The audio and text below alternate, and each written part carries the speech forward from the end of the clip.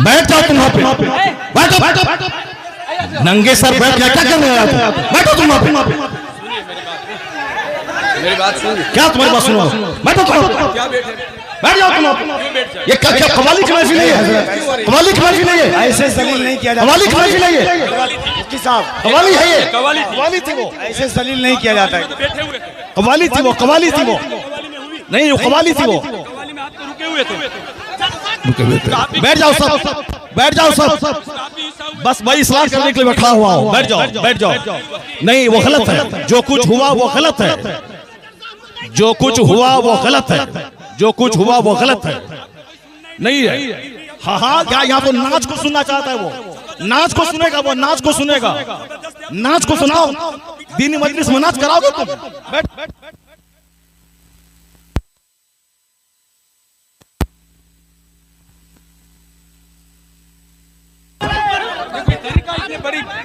आप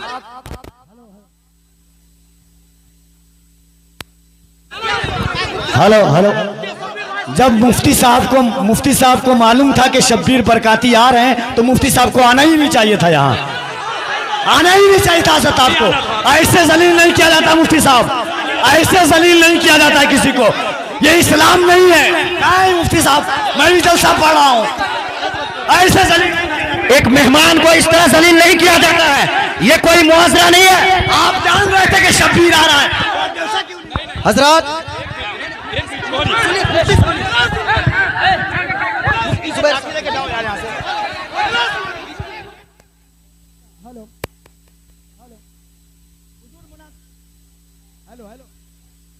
हेलो अरे बैठिए आप लोग। हेलो हेलो, शांति हो जाइए, शांति हो जाइए, बैठिए बैठिए, शांति रखिए, बस बस बैठिए आप लोग, बैठिए, शांति बनाइए आप लोग, पहले शांति बनाइए। Hello hello hello mic. आप लोगों के बीच अल्लामा तौसीफ रजा साहब स्टेज पे हैं, कम से कम इस बात का ख्याल रखिए। तौसीफ मिल्लत आ चुके हैं। नारे तकबीर, नारे रिसालत, आमद हुजूर तौसीफ मिल्लत, आमद हुजूर तौसीफ मिल्लत, नबी आला हजरत शहजादे हुजूर रेहाने मिल्लत, इश्क मोहब्बत। जो कुछ हुआ हम इससे बरी हैं। कल मत कहना कि मौलाना शहरियार बैठे हुए थे उनके सामने मुजरा हुआ, ये क्या चीज है?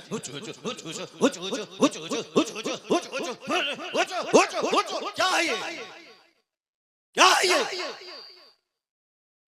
तुम लोग कल दियोबंदी हो जाओगे, मैं दावे से कहता हूं, और दियोबंदी कल मजाक उड़ाएगा पूर्णिया का। तुम्हें मालूम है कि आसपास में सारे गैर मुकल्लिद हैं, ये सब कल मजाक उड़ाएंगे बरेलवियों के जलसे का, कहेंगे बरेलवियों का जलसा ही होता है, बरेलवियों का जलसा यही होता है। क्या चीज है, क्या ये नाथखानी है, यही नाथखानी है। ये इको हटा दो, उसके बाद क्या? इको तुम हटा दो, मेरे मदरसे का बच्चा इससे अच्छी नात पढ़ता है, अरबी कॉलेज का बच्चा इससे अच्छी नात पढ़ता है। हुचुड़ हुचुड़ का नाम नाथखानी है। क्या किया तुमने?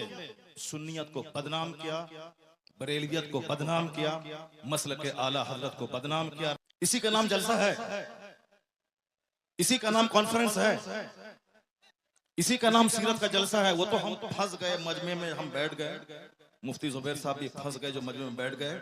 हम अपनी बराअत का इजहार करते हैं जो कुछ हुआ।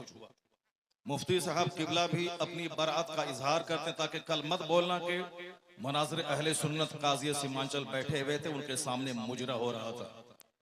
हम लोग इससे बरी हैं। अगर रास्ता होता निकलने का तो हम निकल गए होते, वो रास्ता नहीं था, भीड़ की वजह से हम कुचल जाते, इसलिए हम नहीं निकले, मुफ्ती साहब भी नहीं निकले। बाकी रात के कितने बज रहे हैं? 2:10। कितने बज रहे हैं? टाइम देखो तुम, रात के 2:10 हो रहे हैं, 2:10 हो रहे हैं। मालूम है क्या हुआ इसमें? पब्लिक का चंदा इसीलिए हो रहा है। बैठ जाओ, अगर बिहार की इज्जत प्यारी है तो बैठ जाओ, अगर पूर्णिया की इज्जत प्यारी है तो बैठ जाओ। ये डांस करने के लिए जलसा होता है, चंदा होता है, बैठ जाओ सब। नात खानी वो नहीं है जो तुमने सुनी है, नात खानी वो नहीं है तुमने सुनी है। भीड़ जुटाने का नाम जलसा है क्या? बैठ जाओ सब। अब अगर नात तुमने सुनी थी उसको तुमने नात कहा था अपने हिसाब से, तो तकरीर कौन सुनेगा? कुरान की बात कौन सुनेगा? हदीस की बात कौन सुनेगा? इस्लामी तालीमात के बारे में कौन सुनेगा? अगर तुम नात सुने थे, बैठे रहते, तकरीर सुनते, तब होता कि चलो भाई पूर्णिया के लोगों ने नात भी सुनी और तकरीर भी सुनी। अभी वो बैठने जा रहा है तो तुम सब उठ के भाग रहे हो। तुम्हारी वजह से हम लोगों की बेइज्जत और बदनामी होती है। बिहारी एक गाली बन के रह गया। जैसे कारोबार के एतबार से सारे लोग यहाँ से भीड़ लगाते हैं पंजाब दिल्ली में, वो तो अलग बात है। मजहबी तौर पर भी बिहारी एक गाली है। जिसका हम हाथ चूमते हैं, जिसका हम पैर चूमते हैं, वो हमारे जलसों की हरकतों को बयान करते हैं। वहां तकरीर नहीं होता। अभी मैं 4 दिन पहले हैदराबाद में था, वहां मेरी 2 घंटे की तकरीर हुई। एक बंदा नहीं उठा, सारे लोग गौर से तकरीर सुनते रहे। पुलिस वाले खड़े होकर तकरीर सुनते रहे, जबकि वहां कोई परमिशन नहीं था। लेकिन वो सारे लोग गौर से इस्लाम सुनते रहे, इस्लाम सीखते रहे। ये है तकरीर, ये है मुसलमानों का इस्लामी जज्बा। ये क्या है? बस हुचुड़ हुचुड़ सुने और भाग गए। ये कोई तरीका है क्या? ये कोई तरीका है क्या? यही नात हो गई क्या? नहीं, मैं उससे बरी हूं। मैं कतान कभी नहीं पसंद करता हूं इस तरह की नात खाने को। जो कुछ हुआ गलत गलत गलत। अब अगर जरा भी गैरत मौजूद है तो बैठ करके थोड़ी देर तकरीर सुन लो, कुरान हदीस की बात सुन लो जरा के बाद। और जो सारे लोग जोर से बोले दरूशी पढ़े, अल्लाहुम्मा सल्ली अला सय्यदना व मौलाना मुहम्मदिन मअदनिल जूद वल करम व आलिहि व बारिक व सल्लिम सलातन व सलामन अलैका या रसूल अल्लाह। इस तरह की मजलिसों से कुरान पाक की तिलावत होती है। कुरान पाक की तिलावत होनी चाहिए 1 घंटा, ताकि मुसलमानों का सीना हिल जाए, इनकी आंखें आंसू बहाएं। यहाँ कुरान पाक की तालीम के लिए मदरसा कायम होता है।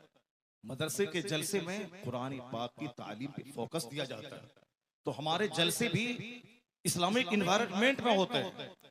यहाँ मुस्तफा की हदीस सुनाई जाती है। ये बता दे कि तुम लोग यहाँ क्या सुनने के लिए आए थे? ये नंगे सर क्यों आए थे? क्या करने आए थे? सिर्फ सबिल बरकाती को सुनने आए थे? यहाँ जिसके साहब मर्तबे का ये आलम है कि बड़े बड़े उलमा जिनका हाथ चूमते हैं, उनकी कोई इज्जत नहीं है। और तुम साहब एक दुनियादार आदमी की ना सुन रहे हो। तुम्हें मालूम है तुम्हें क्या सब हो रहा है? तकरीर सुनो, हदीस सुनो और अपने स्टेट और अपने डिस्ट्रिक्ट को बदनाम मत करो। ये जलसा है, कव्वाली की महफिल नहीं है। यहाँ कुरान पाक की तिलावत होती है। आधा घंटा तक कुरान पाक की तिलावत होनी चाहिए। सरकार दो जहां सलाम की हदीस पाक की रिवायत होनी चाहिए। इस्लामी तारीख बयान करनी चाहिए। अब जलसा शुरू हो रहा है, यहाँ से गौर से सुनो। अल्लाह तबारक व तआला हमको और आपको सारे मुसलमानों को जलसे की कद्र करने की तौफीक अता फरमाए। जरा एक बार जोर से बोलो सुभान अल्लाह। हाथ उठा के बोलो ला इलाहा इल्लल्लाह मुहम्मदुर रसूलुल्लाह सल्लल्लाहु अलैहि वसल्लम। कुंतुम खैर उम्मतिन उखरिजत लिन्नास तअमुरूना बिल मारूफ व तनहौना अनिल मुनकर। तुम बेहतरीन उम्मत हो, तुम बेहतरीन उम्मत हो जो लोगों की तरफ भेजे गए हो। और तुम्हारी ड्यूटी है नेक राह पे चलना, नेकी का पैगाम देना। और तुम्हारी ड्यूटी है बुराइयों से रोकना। ज़कात, आपके खैरात, आपकी खैरात, आपके सदकात का क्या हमने इस्तेमाल किया? वो इसीलिए है साहब, नाते पाक पढ़ना इसीलिए है ताकि हमें मुस्तफा से मोहब्बत है। वरना सिर्फ नाते पाक पढ़ना ही हमारी गर्ज़ो क़ायस नहीं है। हमारा मकसद हयात है अल्लाह की इबादत करना। अल्लाह की इबादतों में क़यामत के दिन ये सवाल ही नहीं होगा कि तुमने नात पढ़ी या नहीं पढ़ी। सबसे पहला सवाल होगा, हुजूर फरमाते हैं इन्ना अव्वल मा युहासबु बिहिल अब्द यौमल क़यामति सलात। क़यामत के दिन सबसे पहला सवाल नमाज का होगा। फातिहा अच्छी चीज है मगर नमाज उससे बड़ी चीज है। जलसा जुलूस अच्छा काम है मगर नमाज पढ़ना उससे सबसे बड़ा काम है। मज़ारात की हाजिरी अच्छा काम है मगर उससे बड़ा काम है नमाज पढ़ना। सरकार आला हजरत का जो मसलक है वो मसलक यही है कि हाँ, नफ्ल को नफ्ल का दर्जा दिया जाए, फर्ज को फर्ज का दर्जा दिया जाए, वाजिब को वाजिब का दर्जा दिया जाए। ऐसा नहीं कि नफ्ल को फर्ज बना दिया जाए, ऐसा नहीं कि साहब जो गैर जरूरी है उसको जरूरी का दर्जा दे दिया जाए। मसलक आला हजरत यही है कि फातिहा नफल है, नफल की हैसियत हो, जुलूस नफल है, जुलूस मोहम्मदी की नफल की हैसियत रहे, और मज़ारात की हाजिरी नफल है, उसकी हैसियत नफल ऑप्शनल की होनी चाहिए। सबसे पहला जो फर्ज आजम है वो नमाज है, फर्ज आजम नमाज है। दूसरा सबसे बड़ा फर्ज व रोजा है। एक फर्ज आजम ज़कात है, एक फर्ज हज है। ये बेसिक चीजें हैं। कयामत के दिन सवाल नमाज का होगा, कयामत के दिन सवाल रोजे का होगा, कयामत के दिन सवाल हज का होगा, कयामत के दिन सवाल ज़कात का होगा, कयामत के दिन सवाल अखलाक का होगा, कयामत के दिन सवाल फराइज़ व वाजिबात का होगा। नवाफिल का सवाल नहीं होगा। अगर नवाफिल फर्ज के साथ मिल जाएं तो फिर उसका दर्जा और बुलंद हो जाएगा। लेकिन फर्ज को छोड़कर नफल बेवजन है, फर्ज को छोड़कर नफल खसो खाशाक की तरह है। तो जो कहता है कि फातिहा हराम है वो मिसगाइड है। जो कहता है कि जुलूस मोहम्मदी हराम है वो गुमराह है। जो कहता है कि औलिया सालिहीन के आस्ताने पे जाना जरूरी नहीं है, फर्ज वाजिब नहीं है, वह जाना गुनाह है, नाजायज है, वो भी गुमराह है। और जो ये कहता है कि सिर्फ नमाज पढ़े, दरगाहों पे जाना नहीं, वो भी मिसगाइड है। और जो ये कहता हो कि सिर्फ फातिहा पढ़े, नमाज जरूरी नहीं है, सिर्फ जलसा करे, नमाज जरूरी नहीं है, सिर्फ नात पढ़े, नमाज जरूरी नहीं है, सिर्फ साहब कव्वाली करे, नमाज जरूरी नहीं है, वो भी मिसगाइड है। बीच का रास्ता है मसलके एतदाल और मसलके आला हजरत के पहले फर्ज अदा होगा, फिर नफल अदा होगा। यहाँ नमाज भी अदा होगी, नियाज भी अदा की जाएगी, नमाज भी पढ़ी जाएगी, मज़ारात पे हाजिरी भी होगी, नमाज भी पढ़ी जाएगी, जुलूस मोहम्मदी भी निकाला जाएगा। ये फर्ज और नफल या दोनों मिलकर सीधा रास्ता जन्नतुल फिरदौस लेके जाएगा। नारे तकबीर, नारे रिसालत, यही मसलक के आला हजरत, इसी का नाम मसलक के अहले सुन्नत व जमात है। कल कोई बदअकीदा ये नहीं बोले कि इतने रुपए बड़ा जलसा हुआ, नमाज की बात नहीं हुई। मैं नमाज की वकालत करता हूं कि नमाज के बगैर जलसा बेवजन है, नमाज के बगैर फातिहा बेवजन है, नमाज के बगैर साहब जुलूस मोहम्मदी बेवजन है। इसलिए कि कोई नफल कबूल नहीं होता। आला हजरत ने लिखा है जब तक के फर्ज न अदा हो। 1 करोड़ रुपए की मस्जिद कोई तामीर करे ये नफल है, और ज़कात का 100 रुपया अगर किसी पे फर्ज है तो वो फर्ज है। आला हजरत फाज़िल बरेलवी लिखते हैं कि जब तक वो ज़कात अदा नहीं होगी कोई नफल खैरात काबिल कबूल नहीं होगा। इसका मतलब ये निकला कि जलसा नहीं होगा, ऐसा नहीं, जलसा भी होगा, नमाज पहले होगी, जलसा बाद में होगा, नमाज पहले होगी, फातिहा बाद में होगी, नमाज पहले होगी, नात बाद में पढ़ी जाएगी। आला हजरत से किसी ने पूछा था, हुजूर रमजान में तरावी की नमाज सुनाता हूँ, पढ़ाता हूँ, तरावी पढ़ाता हूँ, रमजान में रोजे रखता हूँ, कुरान शरीफ की तिलावत करनी पड़ती है, क्या मैं रोजा छोड़ सकता हूँ? आला हजरत ने कितना अच्छा जवाब दिया। कहा बहुत सारे लोग हैं जो रोजा भी रखते हैं और कुरान पाक भी सुनाते हैं। अलबत्ता रही बात कि जो कुरान रोजा रख कर कुरान नहीं सुना सकता है, उसको मालूम होना चाहिए कि तरावी की नमाज फर्ज नहीं है, तरावी की नमाज वाजिब भी वित्र की तरह नहीं है, तरावी की नमाज सुन्नत मुअक्कदा है। अगर किसी ने पढ़ा तो फर्ज छोड़ने के बराबर, किसी ने नहीं पढ़ा फर्ज छोड़ने के बराबर गुनाह नहीं होगा। जमात से नमाज पढ़ना ये क्या है, मुअक्कदा अल किफाया है।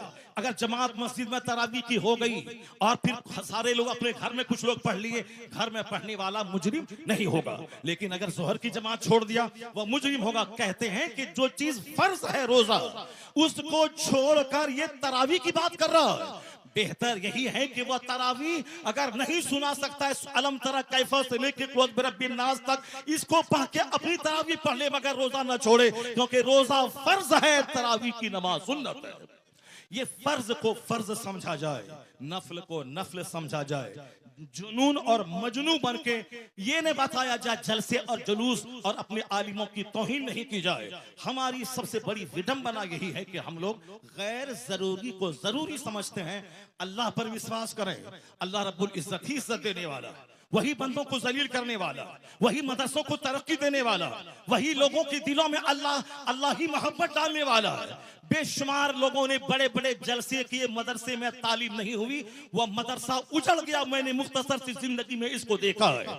लेकिन जिन लोगों ने मेहनतें की, 5 साल के बाद जलसा किया, और अगर अच्छे अच्छे आलिम, अच्छे हुफ्फाज उन्होंने दिया, उसके पास बच्चों के रखने की जगह नहीं है, इतने बच्चे हैं कि वो रख नहीं सकता है। असल क्वालिटी इल्म की है, असल क्वालिटी है आप बच्चों को अच्छी तालीम दीजिए, एजुकेशन दीजिए, ना कि बहुत बड़ी भीड़ भाड़ जुटा करके और अपने मदरसे को फरोग दिए। मदरसा फरोग पाता है इल्म से।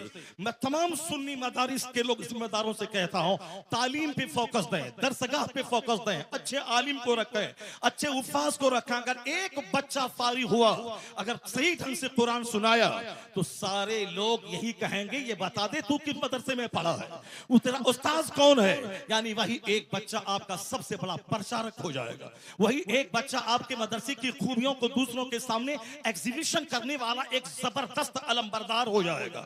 आपने 10 बच्चों को आपने निकाल दिया और क्वालिटी उसमें नहीं है, वह जहां भी जाएंगे मदरसों को बदनाम करेंगे कि किस उस्ताद ने तुझको पढ़ाया है, किस मदरसे में तुमने पढ़ाया है। क्वालिटी पे जोर देना। बस आखिरी बात सुन ले, अभी मुसलमानों के चेहरे पे खवाइयां उड़ रही हैं कि हमारा मुस्तकबिल कैसा है, हमारा फ्यूचर कैसा है, हमारा आने वाला दिन कैसा है। आपको मैं यकीन दिलाता हूं कि इस्लाम का आने वाला दिन इतना सुनहरा है कि कोई दिन ऐसा नहीं गुजरता जिस दिन कोई पढ़ा लिखा आदमी कलमा पढ़ के मुस्तफा का गुलाम न बनता हो। कोई दिन ऐसा नहीं गुजरता जिस दिन अमेरिका जैसे हाईली क्वालिफाइड और तरक्की याफ्ता मुल्क का कोई एक दानिश्वर कलमा पढ़ के मोमिन न होता हो। या जोश में ये बातें नहीं बोली जाती हैं, बल्कि ये बातें दलाइल और प्रूफ के साथ की जाती हैं। आप अगर पढ़े लिखे आदमी हैं, हमारे बच्चे स्कूल कॉलेज में पढ़ते हैं, मैं उन बच्चों को कहता हूं, एक नाम आपने सुना होगा, जॉन डी रॉकफेलर का। हमारे शेख बैठे हुए हैं, शेख का दौरा लंदन होता है, हमारे हजरत का दौरा अमेरिका होता है, हमारे हजरत का दौरा अफ्रीका होता है। वह सारी दुनिया के हालात से बाखबर है। मैं अपने शेख को कहता हूं कि जॉन डी रॉकफेलर वह दुनिया का सबसे पहला अरबपति, आज की तारीख में बेशुमार अरबपति हैं, टाटा, बिरला, जिंदल, मित्तल, अडानी, अंबानी, ये सारे के सारे अरबपति हैं। लेकिन जॉन डी रॉकफेलर वह दुनिया का सबसे पहला अमेरिका का अरबपति, बिलियनियर, मिलियनियर नहीं बिलियनियर, यानी अरबपति, जिनके पास खरबों की दौलत थी। 53 साल की उम्र में वो खरबपति बीमार हो गया। बीमार होने के बाद अब उनको लगा कि अब जैसे कि मैं मर जाऊंगा। जब मर ही जाऊंगा, अक्सर आजकल ये डिप्रेशन का मर्ज बढ़ रहा है औरतों में भी और मर्दों में भी। औरतें भी कहती हैं कि अब मुझको ऐसा लगता है कि मैं मर जाऊंगा। मर्द भी कहते हैं कि थोड़ा सा बीमार हुआ, बुखार हुआ और लगता है कि जैसे कि अब मैं मर जाऊंगा। ये मरने की बातें तो अब ठीक है, अच्छी बात है, मैं मर जाऊंगा, लेकिन मरने के बाद जहां जाऊंगा वहां के लिए तो काम बढ़ा देना चाहिए, वहां की इबादत बढ़ा देनी चाहिए। सिर्फ खौफ है कि मेरे बच्चों का क्या होगा, मेरी बच्ची का क्या होगा। नहीं, अक्लमंद वो है जिसको लगे कि अब मैं मर जाऊंगा तो उसको इबादत बढ़ा देनी चाहिए, सजदा बढ़ा देनी चाहिए, तिलावत बढ़ा देनी चाहिए, गुनाहों से सच्ची तौबा बढ़ा देनी चाहिए। ये होना चाहिए, ना कि साहब बाल बच्चों के खौफ में मौत से घबराना चाहिए। वमन यतवक्कल अलल्लाहि फहुव हस्बुह, जो अल्लाह पे भरोसा करता है अल्लाह उसके लिए काफी होता है। कुरान में आया है, ला तक़तुलू औलादकुम खश्यता इमलाक, गरीबी के डर से बच्चों को कत्ल मत करो, मैं तुझे भी रोजी देता हूं, तेरे बच्चों को भी रोजी दूंगा। रोजी देने वाला अल्लाह है। वो अमेरिका का खरबपति, उसने सोचा कि अब जब मुझको मर ही जाना है तो अब क्यों नहीं सदका तो खैरात करके मैं मरूं। अपनी दौलत का एक बड़ा पार्ट मेडिकल एक्सपर्ट के खर्च पे उन्होंने डोनेट किया कि नई नई बीमारियां और उसके इलाज और ट्रीटमेंट दरियाफ्त करने के पीछे मेरी दौलत का एक बड़ा हिस्सा खर्च होगा। उन्होंने एक स्कूल बनवाया, गरीबों, मिस्किनों, माजूरों, बेवाओं के बच्चे स्कूल में पढ़ेंगे, फ्री तालीम। उन्होंने एक बहुत बड़ा हिस्सा अपनी दौलत का हॉस्पिटल पे वक्फ किया, यहाँ गरीबों, मिस्किनों, माजूरों, कम पैसे वालों का इलाज होगा। यानी अपने पैसे को गरीबों के लिए, सोशल वेलफेयर के लिए, चैरिटी के लिए उन्होंने दरवाजा खोल दिया। उसको ऐसा महसूस हुआ 2-3 महीने के बाद कि अंदर से उसका कैंसर का जख्म हल्का हो रहा है। ये द टाइम्स ऑफ इंडिया जो हिंदुस्तान का अंग्रेजी अखबार है, हमारे बच्चे तो एमए करने के बाद भी एक जुमला अंग्रेजी नहीं बोलते हैं। जिसको होना था डीएम, वो चपरासी